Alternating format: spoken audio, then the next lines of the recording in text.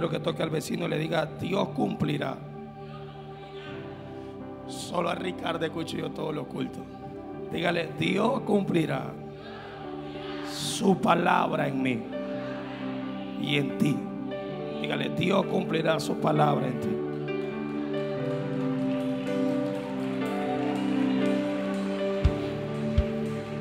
Quiero que vayamos al Evangelio de Mateo,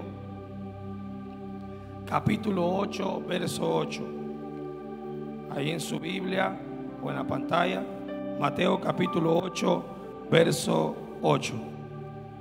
La palabra la leemos honrando a los tres grandes del cielo. Este monitor muévanlo un poco para acá porque está para... Por favor.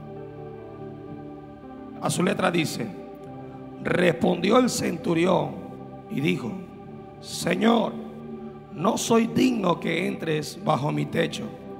Solamente di la palabra. Diga conmigo: di la palabra. Diga: di la palabra. Y mi criado sanará. Porque Padre, gracias por tu amor, tu misericordia, Dios. Pedimos que sea tu palabra, Señor, predicada. Padre, que detrás de cada letra, Señor, esté tu espíritu trayendo vida, Señor. Hoy declaramos, Señor, que los hijos pródigos regresan a casa. Los que te conocieron y te conocen, pero se sienten huérfanos y lejos de ti, Señor, esta noche tú vienes por ellos. Sus corazones son movidos, Señor. En el nombre de Jesús invocamos el nombre, Señor, que es sobre todo nombre. El nombre a quien se le dio todo dominio y toda potestad en esta tierra. El nombre de Jesús sea entronado y sea establecido esta noche. Gracias, Espíritu Santo. Amén y amén.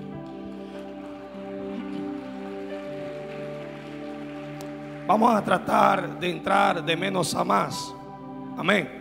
Para poder comprender un poco la palabra. La Biblia enseña en este pasaje acerca de un hombre romano, un centurión, para ser más específico. Pero ¿por qué este centurión estaba en un tiempo contemporáneo o en un mismo territorio donde Jesús estaba predicando la palabra? Y para eso tendríamos que entender el contexto político que está viviendo en ese momento el pueblo de Dios. Y en muchas ocasiones le he hablado que Malaquías termina en el capítulo 4 y verso 6 anunciando la venida del espíritu de la profecía o del espíritu de Elías, que reconciliaría los corazones de los hijos con los padres. Y luego, algunos 400 años después, Dios guardó silencio y no volvió a hablar a su pueblo. Dios cayó y esperó 400 años donde su pueblo hizo muchas cosas que no estaban bien y se levantaron aún rebeliones, y ya he mencionado algunas de ellas, como la rebelión de los macabeos. Y en ese tiempo o en esa época fueron también subyugados o esclavizados o llevados cauterizados por un imperio que ustedes han escuchado muchas veces, porque hay hasta películas de este imperio y hay muchas historias y crónicas, no a nivel cristiano sino a nivel secular, acerca del imperio romano, un imperio bastante popular porque ha sido uno de los más grandes imperios que hemos tenido hablando políticamente en la historia de nuestro planeta o nuestra humanidad. Y este imperio tomó también a Israel como un pueblo cautivo, es decir, eran esclavos del imperio romano. Ellos pagaban impuestos y todo ese dinero iba a dar donde el César, que era el rey de Roma, el gobernador romano. Y en esta época había mucho militar controlando al pueblo judío, para que no hubiese ninguna revuelta, ninguna revolución. Por eso cada vez que escuchaban de alguien que se levantaba, el pueblo romano tenía que tomar a ese alguien que se levantaba con influencia y lo sometían y lo mataban. Es decir, si ahora vemos acá unas 200 personas más unos 50 niños, 250 personas acá reunidos. Eso era prohibido en esa época. Si habían más de 20 personas reunidas en una casa, automáticamente el ejército romano iba y los azotaba y los dispersaba, porque no podía levantarse un grupo para poder formar una coalición, porque era un riesgo para el imperio. Así que este hombre, el centurión, diga conmigo el centurión. El centurión era un oficial de alto rango de la infantería del ejército romano. Es decir, en la batalla era uno de los que estaba al mando de la guerra. El tipo tenía una centuria. Una centuria son algunos 100 soldados, no soldados rasos, sino 100 soldados legendarios. O sea, de una tipología de soldado fuerte. Así que este tipo, para poder llegar a ser centurión, primero comenzó como un soldado raso y fue escalando niveles. Pero cuando yo puedo entender cómo escalaban niveles en esa época, escalaban niveles según la capacidad para asesinar. Es decir, un centurión era un tipo experto en matar. Era un sicario profesional, porque ellos tomaban territorios y se lo entregaban a Roma. Ellos mataban niños, mujeres, hombres, mataban todo lo que se le ponía por enfrente. Así que este tipo no tenía un buen proceder. Era un tipo malo, era un tipo impío, era un tipo que no cargaba algo positivo. Y ahora Jesús está delante de este tipo, que aparte tendría que mencionar que los romanos veían a los judíos como una escoria, como una basura, como algo que estaba debajo de la planta de sus pies. Ellos minimizaban a los judíos. También tendríamos que poder entender que en esa época en Roma no se adoraba a Dios, se adoraban dioses paganos. Ellos hacían estatuas y adoraban a esas estatuas. Está aquí la iglesia. Adoraban animales y cuánta cosa. Así que ellos luchaban con la idolatría. ¿Cómo es posible que un tipo asesino, un tipo que odia a los judíos, un tipo que somete al pueblo de Israel, hoy esté enfrente de Jesús y Jesús tenga la capacidad de decir: ni aún en Israel he encontrado tanta fe como en este hombre? Parece ser que es algo muy raro, ¿verdad? Porque en Israel se predica la Torá, la palabra, desde que los niños tienen 5 años de edad. Ellos se aprenden los primeros 5 libros de la ley, los libros que escribió Moisés. ¿Y cómo es posible que Dios, Jesús, diga que un tipo impío, asesino, criminal, un tipo idólatra, un tipo fornicario, adúltero, tiene más fe que los que están dentro del pueblo judío? Y Jesús es conmovido y es impactado en la fe de este hombre. Escuche esto, la fe de este hombre lo mueve a un nivel donde Jesús hace un milagro único. La única vez que usted va a escuchar en la palabra de Dios que Jesús no necesitó entrar a la casa para poder poner su mano o declarar una palabra fue a través de ese soldado. Es decir, ese soldado entendió que no se trata de quién llegue, sino se trata de quién envía la palabra. Y yo creo que ese mismo Jesús que pudo provocar un milagro en la casa del soldado romano es el mismo Jesús que puede provocar el milagro en tu casa. Y tú dirás: pastor, pero es que yo no estoy bien con Dios. Te estoy hablando de un asesino criminal, un tipo que estaba matando al pueblo judío, y Jesús fue capaz de decir: sea hecho tu petición, sea contestada tu súplica, sea hecho tu milagro. Yo creo que nada va a impedir que la palabra que habló Dios de ti se cumpla. Si Dios lo hizo con el centurión, vamos, parece que no todo el mundo lo cree aquí. Dígale a alguien: si Dios lo hizo con el centurión, dile: si Dios lo hizo con un asesino, lo va a hacer contigo, lo va a hacer en ti. Si Dios habló, Él cumplirá. Si Dios habló, Él lo hará. Vamos, alguien tiene que creer.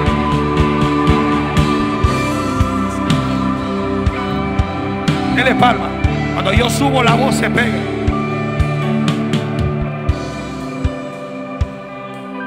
Ahora, la Biblia dice que la fe viene ¿por dónde? ¿Por el oír qué? ¿Cómo este tipo desarrolló su fe?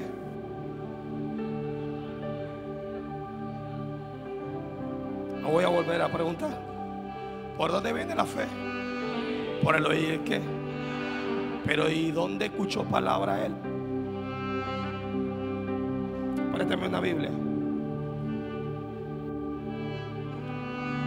El problema es que muchos leen la Biblia, pero pocos saben, se les sabe revelar la palabra. El tipo no estudió nunca la Biblia, pero la palabra estaba delante de él. Yo lo voy a volver a decir. No entró a ningún discipulado, no se bautizó, pero la palabra se había hecho carne delante de él. Accedió a un misterio que nadie había entendido aún. Él dijo: yo no necesito Biblia, yo tengo a la palabra delante mío, tengo a la palabra.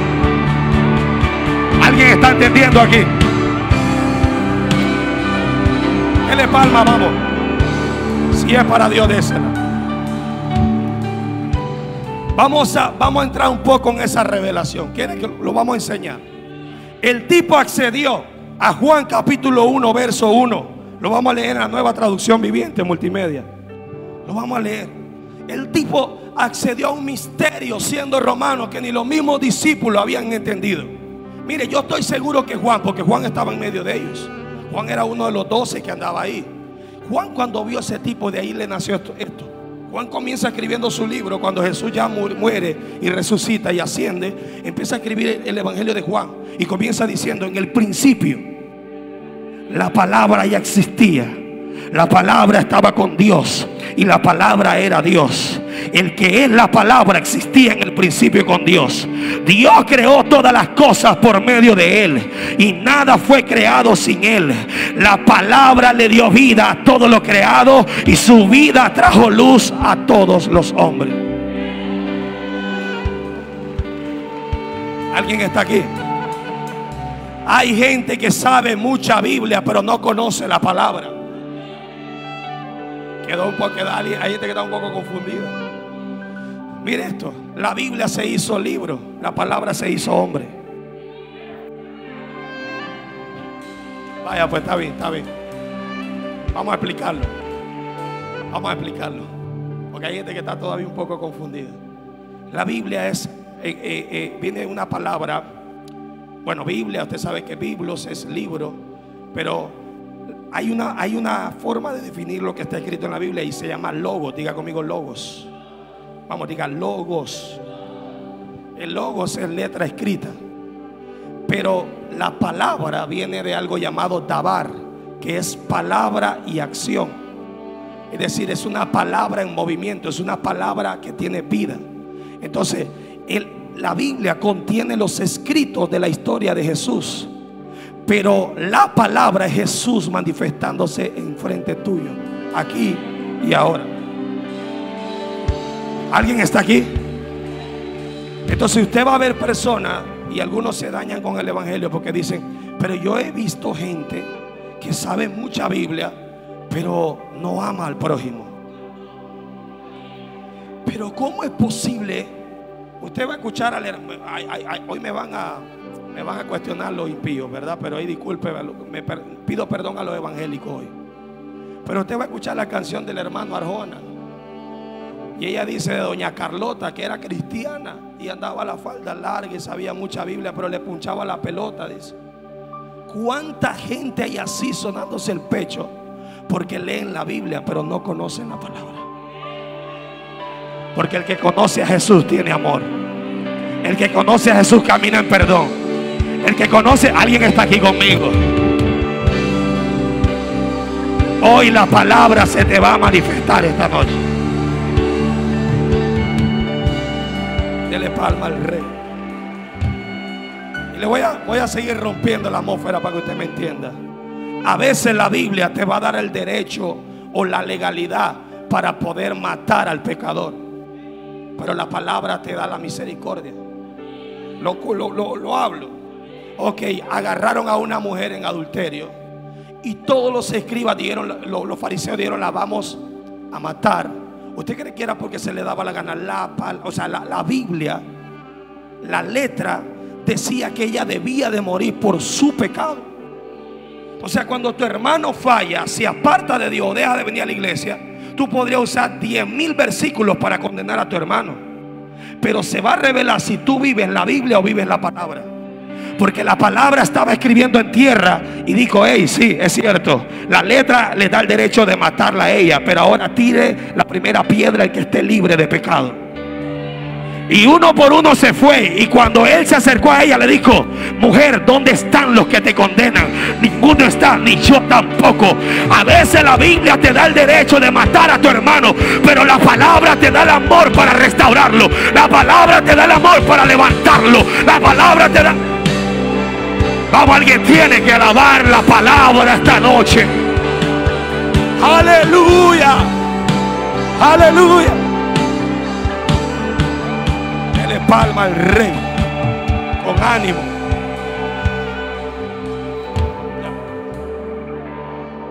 Y Juan y este centurión accedieron a ese misterio.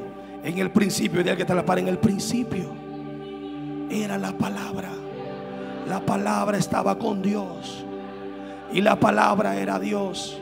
Diga, todo fue hecho por la palabra y será hecho en tu vida por la misma palabra.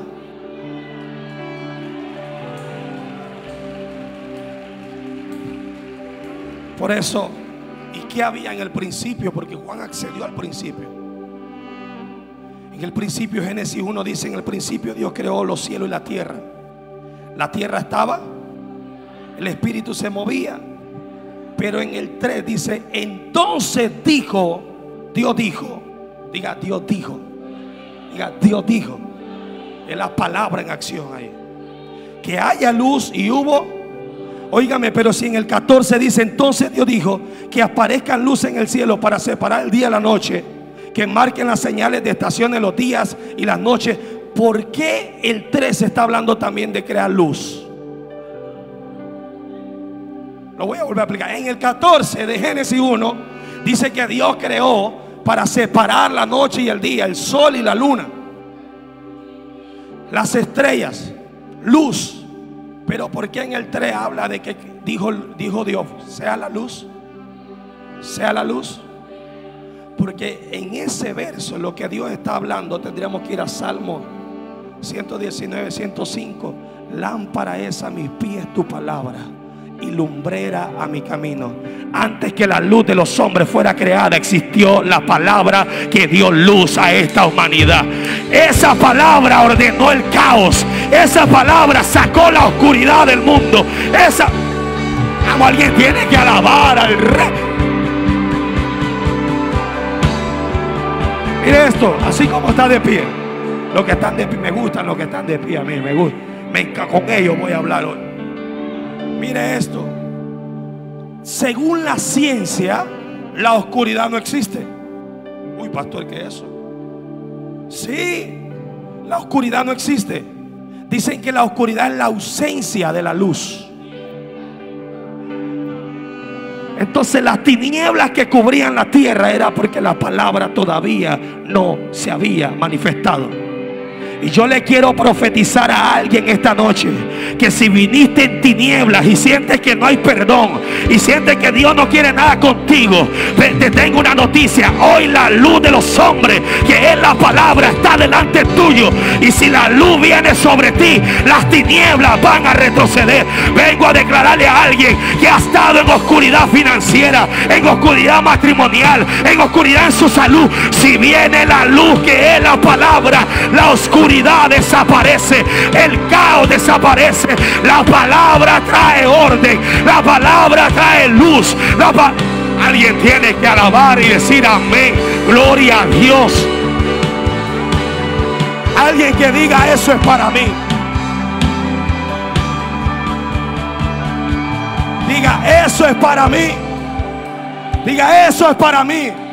Estoy profetizándole que toda tiniebla puede ser disipada por la palabra. Dile que está la para hoy. La lámpara está delante tuya. Dile: no la metas debajo del almohad.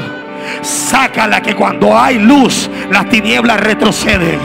Has luchado con un pecado que no puede en tu propia fuerza. Hoy vengo a declarar que la palabra te dará fuerza. La palabra sacará esa tiniebla con aquello que tú no puedes en tu fuerza. La palabra.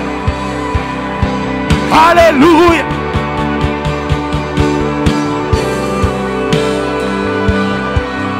Saca el dedo profético. Dile que está a la par. Se acabaron tus días oscuros. Dile: se acabaron tus días oscuros. Se acabaron tus días en tinieblas. Dígale: vamos. Se acabó tu tiempo en tinieblas.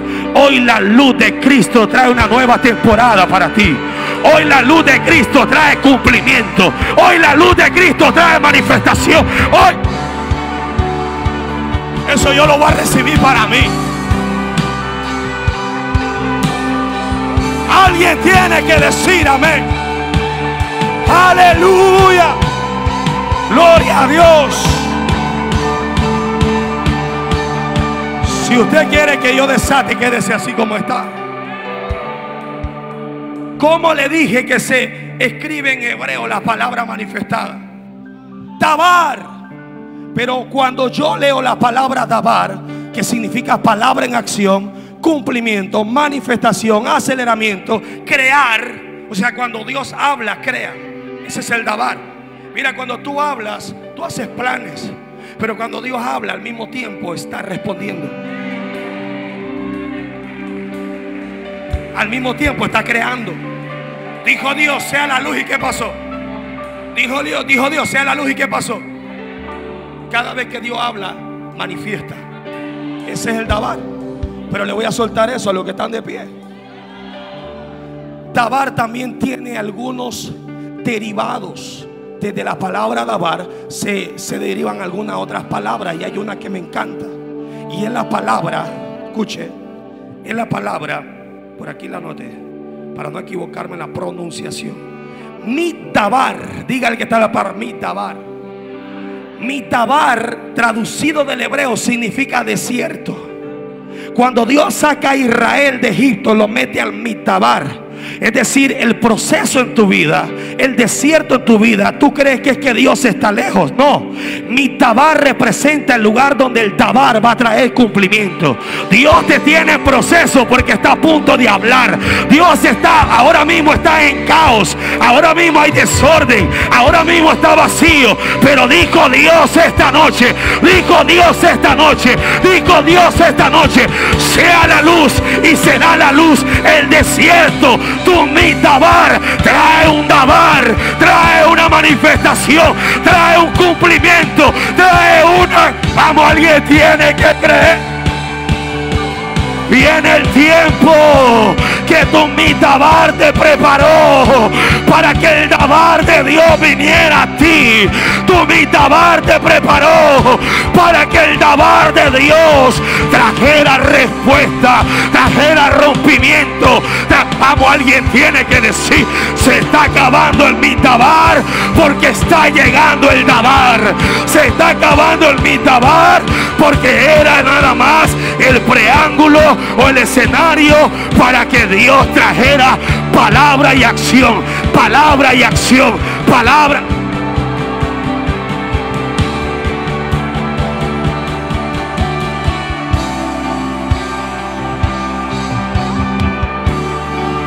Dígale a su hermano, viene un dabar para ti.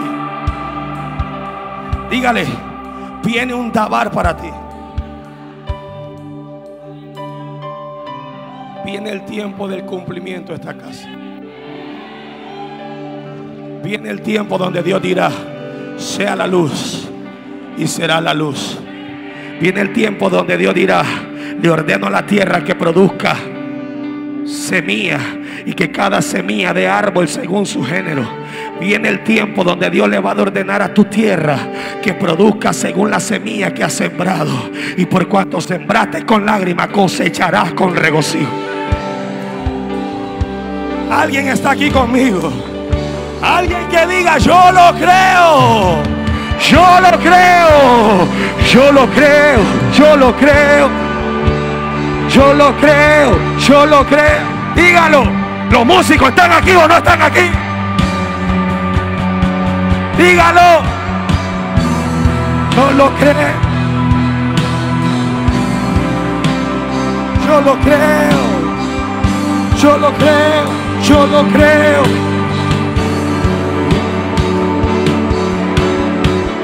Yo lo creo. Yo lo creo. Yo lo creo. Declare. Rompa la atmósfera.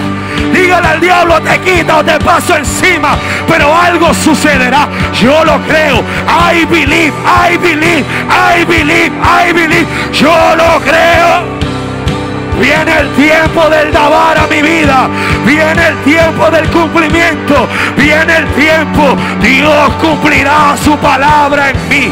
Dios cumplirá. Alguien tiene que arrebatar. Alguien tiene que arrebatar. Alguien tiene que arrebatar. Shetarabasaya. Adore a Dios, dígalo, dígalo. Yo lo creo, yo lo creo. Algo está a punto de pasar. El mitabar, el desierto te formó, te preparó, capacitó, porque el dabar de Dios llegará a tu vida.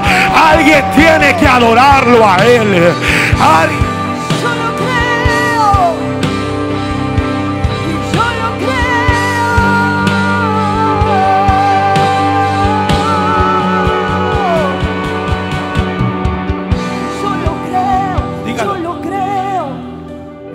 Yo lo creo, yo lo creo, yo lo creo, yo lo creo. Algo, Yo lo creo, yo lo creo. algo va a suceder. Yo lo creo, yo lo creo. Vamos, esta casa está transicionando. La fe viene por el oír la palabra. Hoy la palabra te está hablando. Hoy la palabra te está activando la fe. Hoy la palabra te está activando la fe. Y la fe, habrá algo imposible para Dios. La fe, la certeza de lo que se espera, la convicción de lo que no se ve. Alguien por las redes sociales que escriba ahí: yo lo creo, yo lo creo, yo lo creo. El Mitabar me preparó para el Dabar. El Mitabar me preparó para el Dabar. Yo lo creo, yo lo creo, yo lo creo, yo lo creo, yo lo creo, yo lo creo, yo lo creo, yo lo creo. Dile que está la par, tira la red. Dile, tira la red. Porque la fe sin obra es muerta. Mira, mira aquí, mira aquí. Pedro le dice a Jesús: mas en tu palabra tiraré la red del otro lado.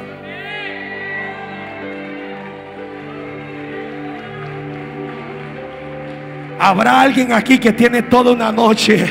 Y cuando hablo de noche, hablo de una oscuridad en su vida, de una tiniebla en su vida, donde no pudo pescar nada, donde moró tinieblas, y el milagro no pasó en las tinieblas, pasó al amanecer.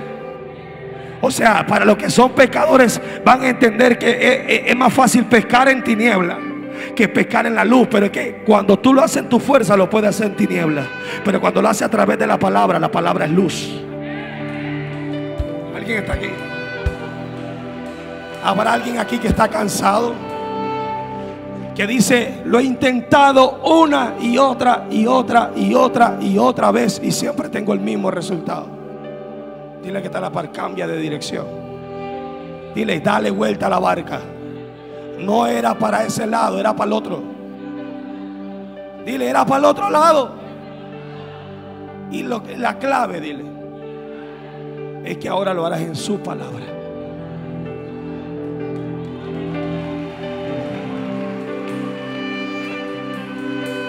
Habrán tantos peces que vas a tener que llamar otras barcas. Y vas a tener que decirle a tu familia: vengan porque la palabra me dio bendición. Vengan porque esta casa es prosperada por la palabra.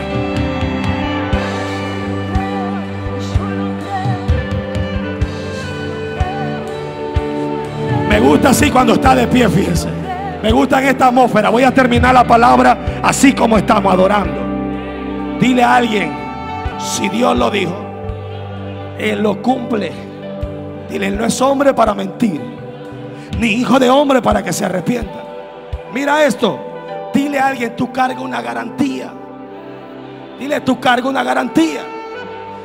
La palabra que Dios te habló es tu garantía. Dios mira. Eliseo le habló a la tsunamita y le dijo: para este tiempo tendrás un hijo. Pasó el tiempo y ¿qué cree que ocurrió? Tenía el hijo y luego el niño murió. Y la tipa va y le dice a Eliseo: yo no te pedí nada, tú me lo diste, con el niño muerto. Pero como el niño tenía una garantía, y esa garantía era la palabra que Dios había hablado a la tsunamita. Y yo creo que todo lo que está muerto en tu vida va a resucitar, porque hay una garantía que califica que Dios fue quien te entregó tus sueños. Dios fue quien te entregó tu familia. No vas a morir. ¿Por qué? Porque hay una garantía que es su palabra.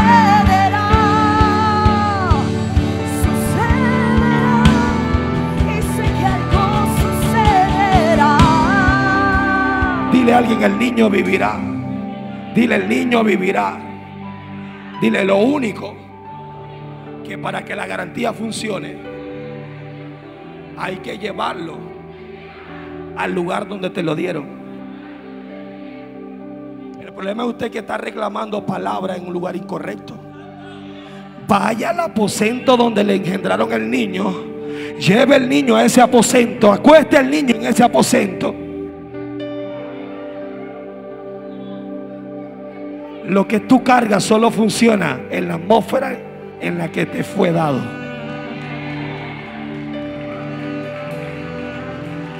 Por eso es que cuando tú te conectas a un cordón profético, lo profético empieza a fluir más fácil.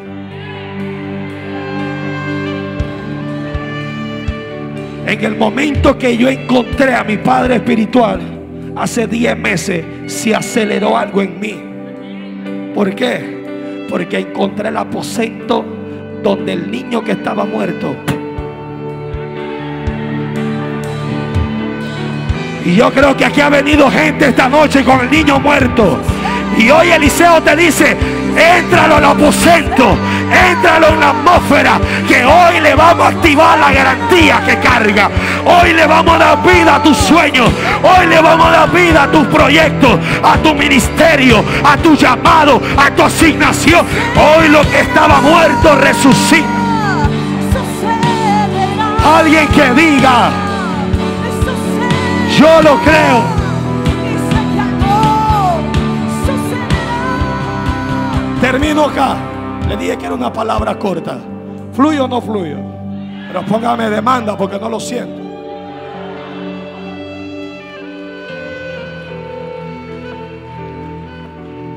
Dígale a alguien: la palabra que Dios te dio no se condiciona ni a tus fallas. Se lo vengo a decir a alguien que quiero que me escuche, que piensa que porque le falló a Dios ya Dios no lo va a cumplir. Estás equivocado. ¿Te doy Biblia o no te doy Biblia? Jonás capítulo 1 verso 1. Vino palabra de Jehová a mí. ¿Qué vino? Y le dijo a Jonás: vete a Nínive. Jonás obedeció. No, en lugar dice a Nínive, se fue a Tarsis. Y en el capítulo 2 el tipo está metido en un gran pez, en un proceso. Pero mira, aún con tu falla, Dios le va a dar la orden al pez que te vomite. Pero lo que él habló lo va a cumplir. El pez representa en el proceso en el que tú caíste. Por cuanto no obedecer a Dios, el proceso no te lo va a quitar de encima, pero la palabra se va a cumplir a pesar de tu error. ¿Por qué? Pregúnteme por qué. Multimedia, búsqueme Jonás capítulo 3 verso 1. ¿Lo tenemos o no lo tenemos? ¿Lo tenemos o no lo tenemos? Vino palabra de Jehová por segunda vez a Jonás. Aunque había desobedecido la primera vez y en lugar de irse a Nínive se fue a Tarsis, aunque pasó el proceso, el pez se los tragó. Cuando el pez lo vomitó, vino palabra de Jehová por segunda vez a Jonás diciendo: yo vine a hablarle a una generación que a la primera no pudo, que a la primera falló, que a la primera se hundió, que a la primera se equivocó. Hoy la misericordia te levanta, hoy la misericordia te da perdón. Hoy le dice: viene palabra por segunda vez. Rúa GP, viene palabra por segunda vez. Alguien tiene que adorarlo.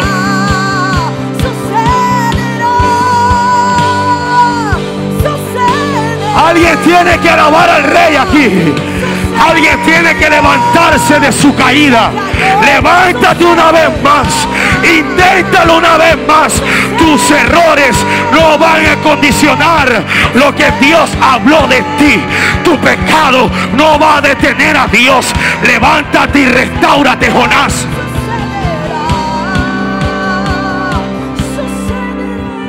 Dios hizo su parte, pero Jonás hizo la suya. Pregúnteme cuál. Estando en el gran pez, el tipo se postró y dijo: Señor, perdona mi error, dame otra oportunidad. Si hubiera alguien aquí que reconozca que falló, y que se pueda postrar esta noche, que pueda derramar su corazón. Ahora estás en el gran pez, que es tu proceso, pero mañana estarás en Nínive viendo la gloria de Dios. Si adentro de tu proceso puedes reconocer a Dios como tu Salvador y como tu Padre, lo que te espera mañana es Nínive. ¿Alguien está aquí? El problema es que la gente orgullosa ni adentro del pez son capaces de doblar su corazón. Por eso hay dos tipos de discípulos, pregúnteme cuál. Están los Judas y están los Pedro. Los dos fallaron, ¿sí o no? ¿Sí o no? Pero Judas no se arrepintió. Usted dirá, sí, pastor, se mató porque... No, él tenía remordimiento, no arrepentimiento. Ojo ahí. Pero Pedro, ¿qué hizo Pedro? Pregúnteme. Atáqueme, hombre. Dice la Biblia que Pedro regresó a la barca. Pregúnteme cuál barca. Donde conoció a Jesús la primera vez, donde no había pescado toda la noche, donde había estado en tiniebla, donde Jesús le dijo, tira la red del otro lado. Cuando él le falló a Jesús y Jesús murió y Jesús lo llevaron a la tumba, Pedro no se mató, no tuvo remordimiento. El tipo dijo, voy a volver al mismo lugar donde él me llamó la primera vez. Voy a volver al mismo lugar donde conocí al maestro. Voy a volver al mismo lugar donde un día él me levantó. Voy a volver.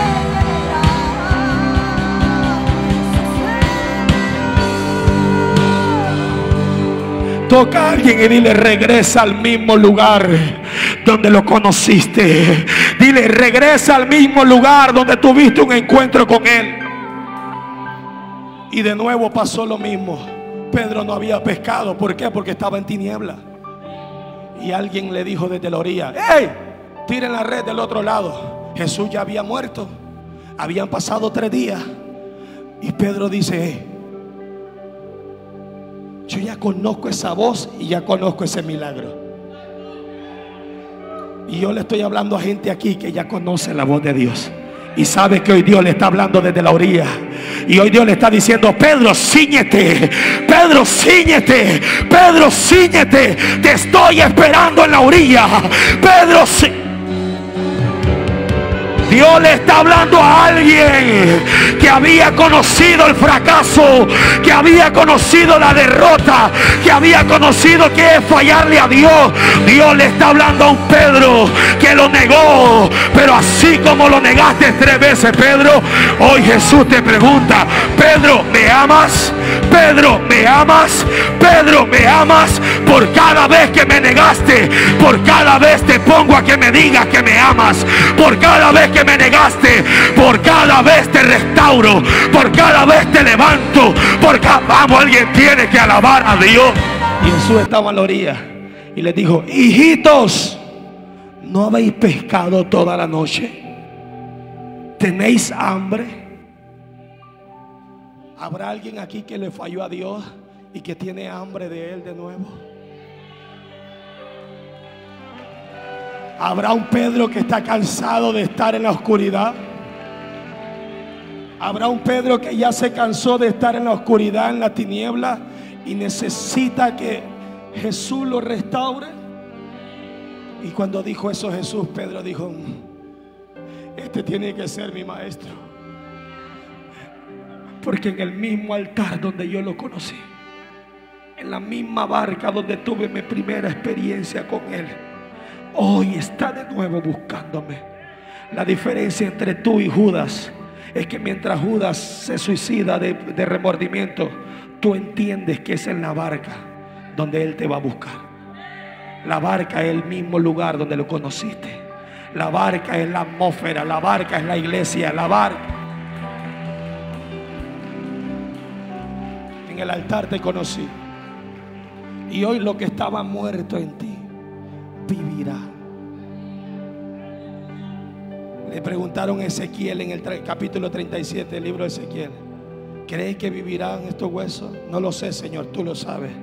El Señor le dijo, diles huesos secos, oíd, oíd, oíd, oíd, oíd palabra de Jehová.